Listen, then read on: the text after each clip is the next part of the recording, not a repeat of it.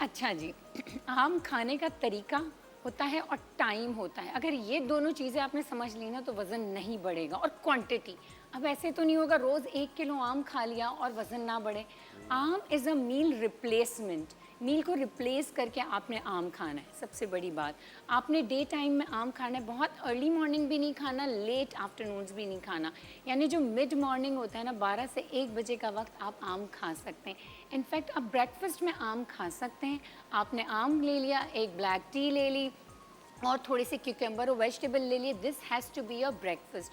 अगर आम में शक्कर मिला दी, अगर आम में दूध मिलाया और आम के साथ किसी और कार्बोहाइड्रेट का इस्तेमाल किया, वज़न बढ़ेगा।